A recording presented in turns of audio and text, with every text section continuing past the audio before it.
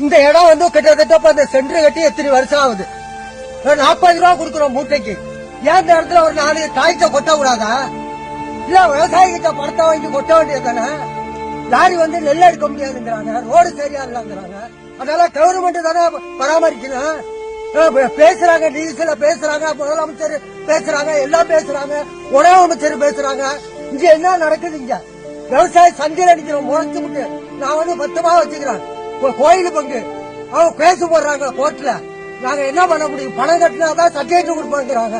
என்னங்க பண்ண முடியும்? நாங்க இதை நாங்க என்ன சாவாய முடியும்? ஒரு குடும்பத்துல 5 பேர் இருக்கிறோம், என்ன பண்ண முடியும்? இதெல்லாம் கவர்மெண்ட் எடுக்கணும்ல.